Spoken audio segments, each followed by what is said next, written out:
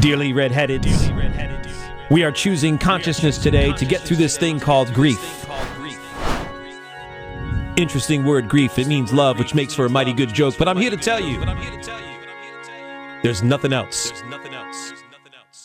Just joy. And if the big picture tends to bring you down, go crazy once your life goes. Woo! I'm still here with Dr. Brooke Soto of Quanta Bliss. And Hi. And she was explaining Mindsight, the ability to see with a blindfold. And this is where my ignorance shows. Does this have anything to do with the pineal gland? Anything to do with the third eye? Or is that too mystical? No, it does. Yes and no. And I'll explain this. That's a wonderful question. And I actually get this a lot because some people assume it is third eye viewing. And okay, so this is the way that I will explain it. Can you do it? Can you do it? Oh, yes, of course. All right, well, I don't know if that came up, but I just wanted to, okay. Yes, and I'll tell you my own personal story about it here in a minute, but to answer your question, so Mindsight, the ability to see without the physical eyes, has basically two levels.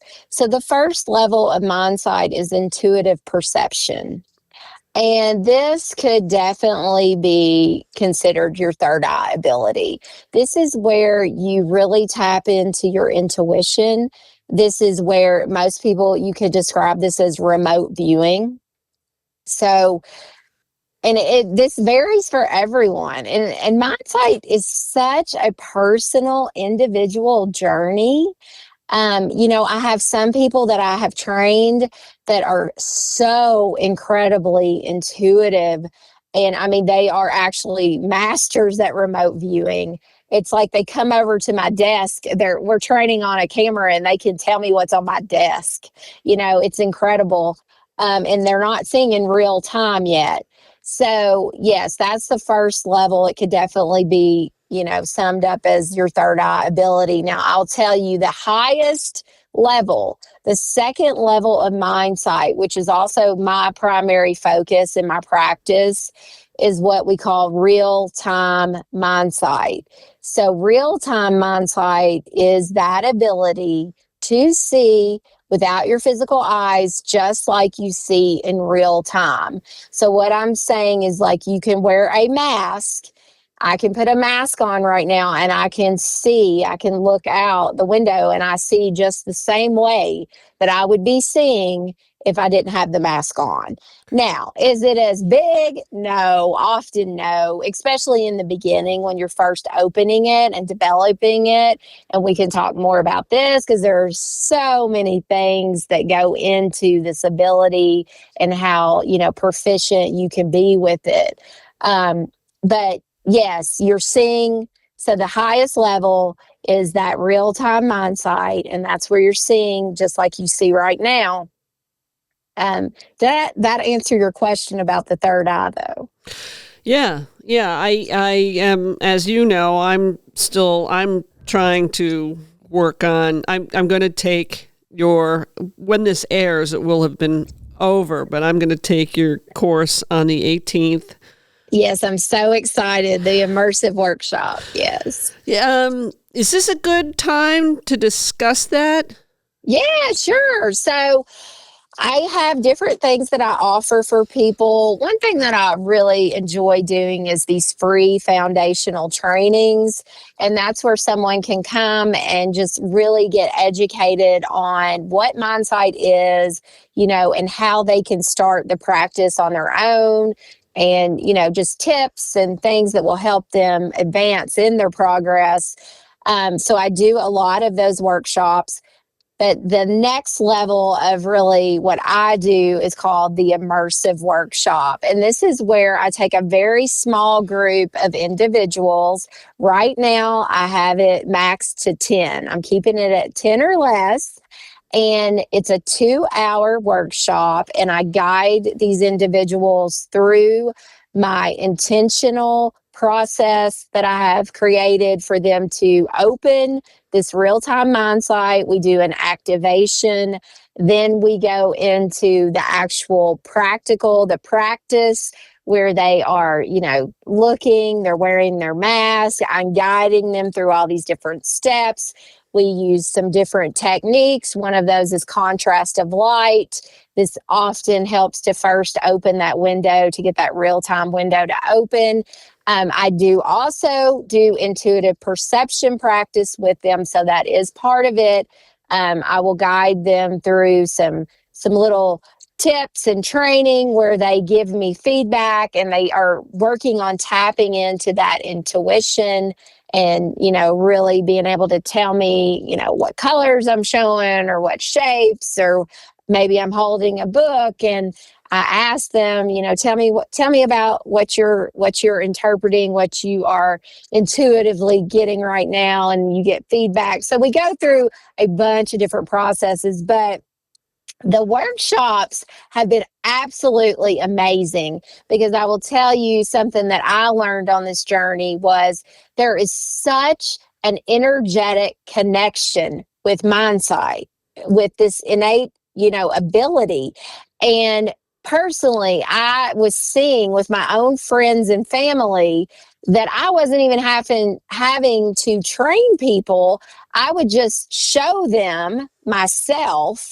And if they had just enough belief, it was like it was contagious. They would put the mask on, and then within seconds, they're like, wait, I could see you, I could do it. So it was like instantaneously transferring. So that is what led me to do these small group workshops, because I knew that the energy when someone, and this happened in the last workshop I had, one of the ladies opened, her real-time sight opened, and all of the other participants, you could just see it. It was like, oh my gosh. And then they were starting to see colors themselves, and things were changing because it was contagious. So it's just such an incredible experience. I'm so excited for you.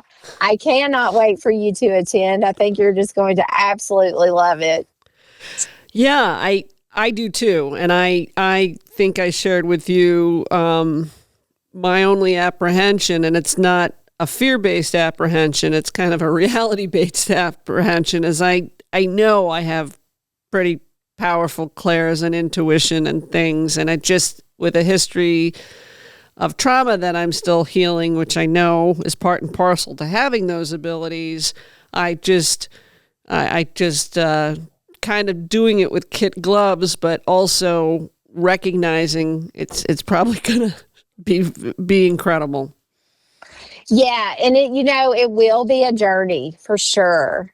But I truly believe, all the people that I've been working with that really stay with it, because when it first happens, you're right. I mean, if you do have some stored things, traumas you've been through, they probably will come up, because what happens is it makes you realize your powers, right? Right. And so when you do that, it's like you have a shift in your reality. And, I've seen this with so many people, and I will tell you, most people do pretty well and work right through it, and they keep going, and, they come out, I say, on the other side of it, where they're like, wow, I am this powerful creator, right? I create my reality, and wow, nothing can limit me anymore. Now, on the flip side of that, yes, I do see it where you come up against your analytical side, your protector, your ego. The ego I was going to say it with you. Yep. Yeah. The ego wants to protect you, and our ego, some people are like, Brooke, why do you tell people to shut off that side? I said, I don't. I've never told anyone you got to shut down your ego. Your ego is part of you, and it's a protector, and it's good. But if you can learn to not let it run, the whole program, then you open all these, these unlimited abilities for yourself. When you let the ego, the analytical side, when you let that side stay in control, it's always going to box you in. It's always going to limit you. It's always going to make you think a little bit smaller. But when you can find a way to silence it, and this is the foundation of my Mindsight training, is to help people learn how to silence the analytical side. I'm not telling you to shut it off. It's always going to be with you. But I am telling you, when it pipes up, tell it to be quiet. And you keep going. Because once you get that breakthrough, once you pass that threshold and you get to the other side, it is a whole new world. You're limitless. You're truly limitless. Do you identify, aside from being an intuitive, do you identify with any clairvoyancy, claircognizance, clairaudience, any of that? I have had clairvoyant experiences with dreams. Most of those were in my early 20s, mid 20s. And I'll tell you, back then, I didn't know much of anything about, consciousness and conscious medicine, quantum physics, any of that. And it really kind of scared me. And I was like, oh my gosh. I mean, I was having like premonitions. Yep. So and they were very vivid, and they were actually very quick. And they weren't, these weren't like global events or anything. These were all in my 3D. So I was in my field, but I was able to have these whether you want to call it a lucid dream or whatnot, but I was able to have these premonitions, this clairvoyance, where it was like I experienced the event. Basically, I guess you'd say I was traveling a little bit forward in time, and I would experience the event, and I would literally get up out of bed, and sometimes within that same hour, 2 hours, that event would occur. And I had and I was like, wait, that was a dream. And it was scaring me because I didn't know anything about it, right? And I was like, oh gosh, I don't know if I want this ability. Like, I don't know if I want to know what could happen, right? Yeah. So I would say that I kind of silenced it, but I now, of course, this could lead us into a whole new conversation, but yes, I'm very open to it now. Obviously lots older now, lots more experienced in life and understanding just consciousness, right? Right. And so very, very open and hopeful that I can definitely tap into those gifts again. Yes. Yeah, I have a strange relationship with my gifts that is tied to what I've already shared. Mm-hmm. I've been around when two mediums in independent situations, and that energy had a huge impact on whatever the fuck I am. Excuse my French. I hope you don't mind French. By the way, do you mind swearing? I don't even know. Oh no, that's totally fine. All right, just checking.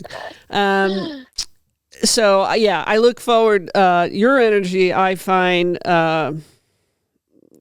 Obviously, I was led to you, and we're going to share some of our synchronicities later in our episodes. Yeah. But in Mindsight, one thing that you have mentioned, you mentioned it to me when we were talking, and you mentioned it again, I don't know, 5, 6, 7 minutes ago. What is the color thing?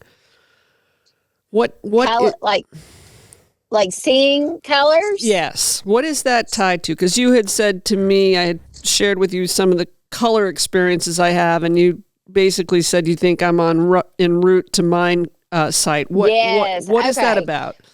So one of the first things that people experience with Mindsight is the ability to perceive color. So, and the thing that is so cool, and what I was telling you from what you were describing, I think you're doing it like with auras. Yeah. What is that? Like I have I'll shut up. It's truly energy. You are able to interpret that energetic frequency of the color, right? Yep. So if I had, if I was holding up a color right now and you had on a blindfold, even though you're not technically probably seeing in what we call real time yet, you probably would be able to tell me the color.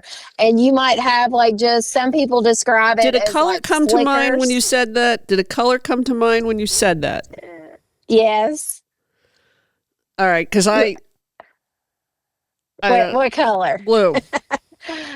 I was thinking blue and red because I usually do too. Okay. But yeah, so when I'm holding up, I usually hold up two colors and let people, have that intuitively come to them.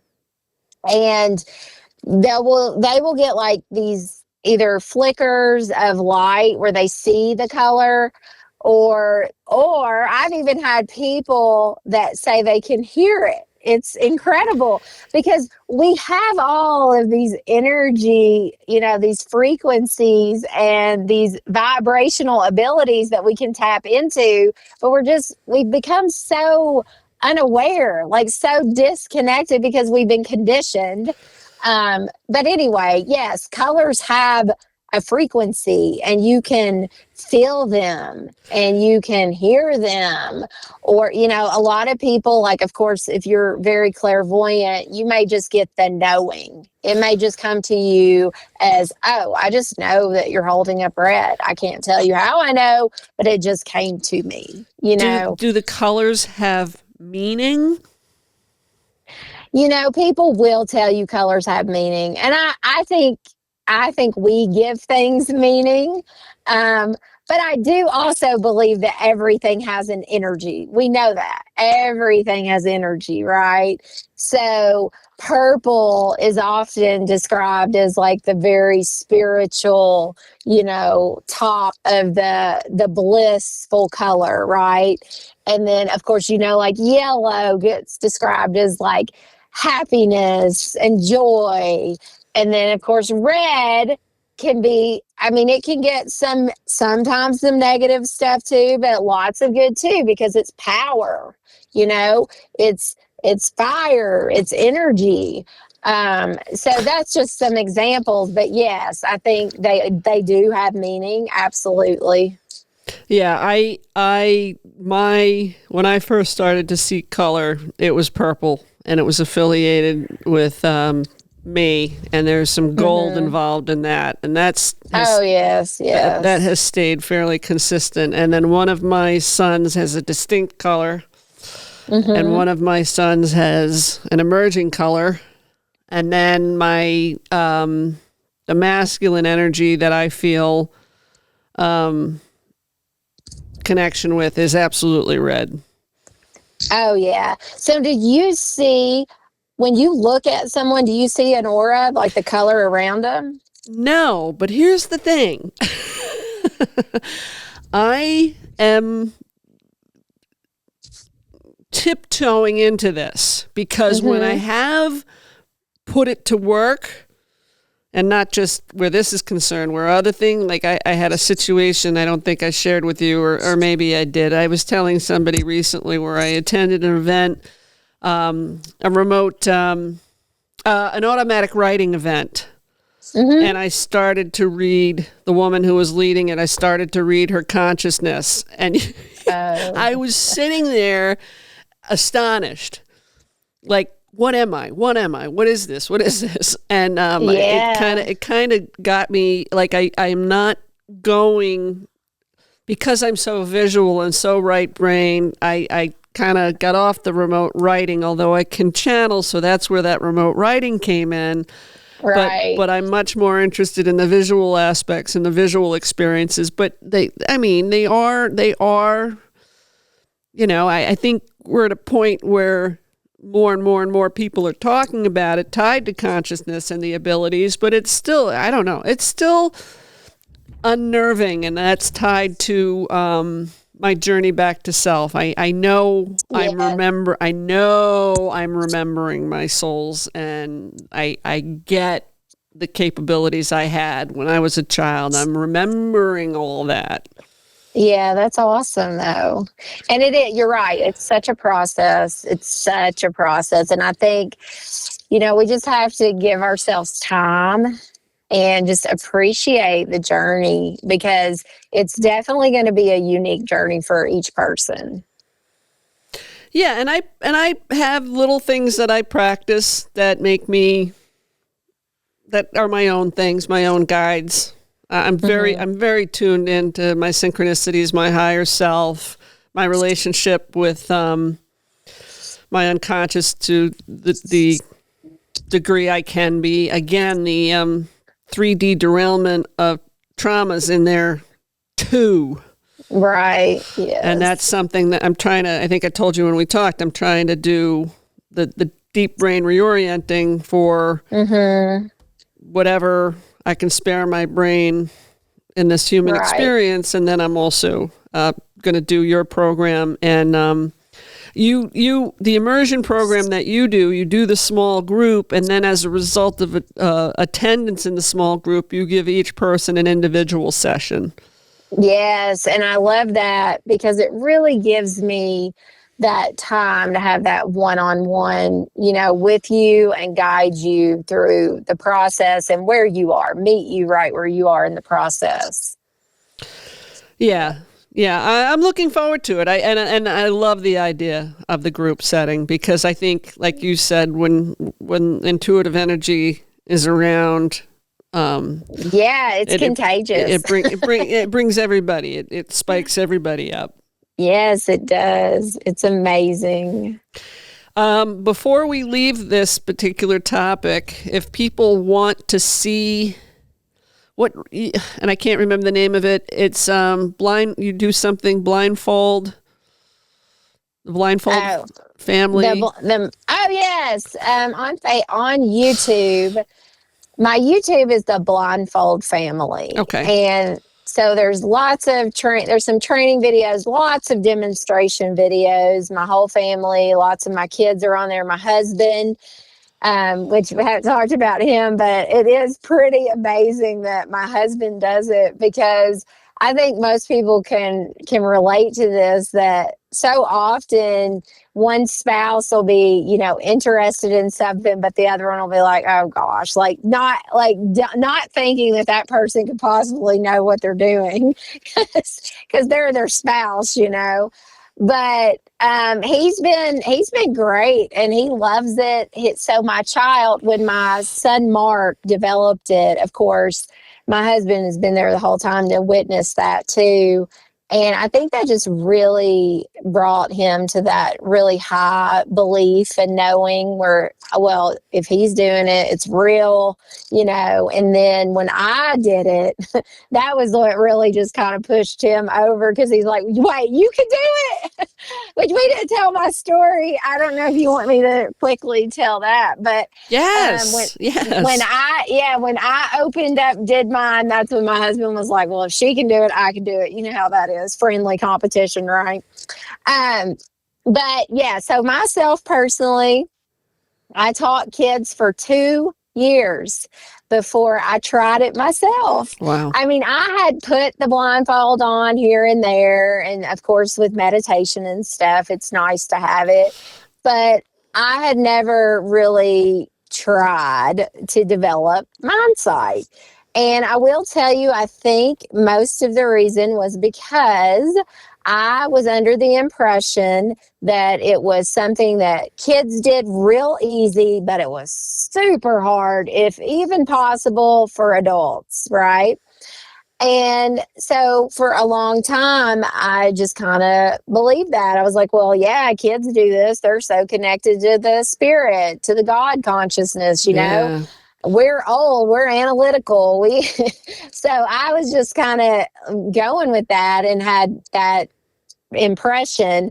Well, along my journey during that 2 years, I had started to meet and make more friends in the conscious movement, and I had started to meet new instructors that were teaching lots of adults. And I was seeing lots of adults doing it. And I was like, hold on, all these adults are doing this. Like, it can't be that hard. If all these adults are doing it, I mean, come on. So funny enough, I was in this short research study for a friend.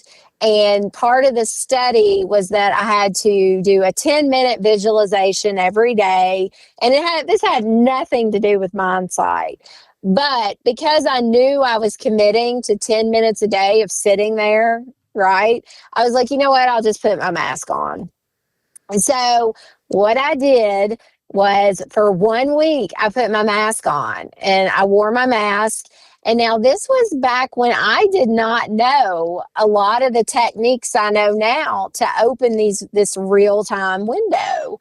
So I basically wore my mask, and every day I would just look for my light. I was looking for my light, and I would turn my head, and it was such. And your eyes are open under the mask? My eyes were open, and we can talk about that when I finish. I can explain all that. But yes, I did keep my eyes open under the mask. I had on the Mindfold mask. It's 100% blackout. When I first put it on, like the first day, I saw nothing, like solid black, right? Well, slowly I started to get light, like in the peripheral mostly, where it was like brighter. I was like, oh, okay, this is neat. Well, then I started to see what a lot of people say look like stars. I was seeing like all these little stars, and that went on for a few days. Like, my stars would get bigger and they would look like they were kind of like coming together. It was like starting to look like this galaxy. It was like the coolest experience, I promise. Well, then the next couple of days, it literally was on day 7. So every day I would say I saw a little bit more progression behind the mask. Well, on that 7th day, I don't know, it must have just been intuition, but for some reason I was sitting in my bedroom the whole time. I did this in my bedroom, and it wasn't that well lit because, like I said, I didn't know a lot back then about techniques to get it to open quicker. So on that 7th day, my window was open and it was very sunny and the blinds were open. And I just happened to turn my head and look towards the window. And when I did that, my real-time window popped. It opened, and I could see out the window. I could see the sky. I could see the trees. I could see the sunshine coming in. And of course, I'm screaming now because I'm like, I can see, And of course, my family thought I was crazy, but I was so excited. And that was it. That was when it opened. And then the more that I have practiced, it has got bigger. The windows change. There's so many things I could tell you because it truly is this development process. A lot of people get hung up on little steps along the way, but if you stick with it, man, it will blow your mind for sure. But yeah, now a lot of times I can put on my mask, and sometimes I'm like, wait, is it even on? Because the window is just so big. I mean, so big that I would feel comfortable driving. Like, it's incredible. So I've been able to read. I can, play outside with my kids. I could cook if I wanted to with the mask on. Like, it's just amazing. Yeah. And this is a silly question. I actually have several silly questions, but do you see essentially, like, if somebody's nearsighted or farsighted, is your increased consciousness sight the same? Oh, this is the best question. And I'm so glad you asked because... Well, are we at 30 minutes okay. About? Close, yeah. All right. Yeah. This will be a longer answer. Yeah. We're approaching our. Do you want me to answer it? Or? Well, no, we're gonna bring it into. Believe it or not, we're at the end of the 2nd episode already, so we'll bring it into the 3rd. And all right, and one question that's quick you know what? I'll save that one too. Thank you for listening and supporting Natural Born Redhead. If you follow the bouncing balls, please like and subscribe. If you know someone interested, in sparing others grief and inciting joy, message me on Facebook or reach out via my website, Natural Born Redhead. Jai Ma.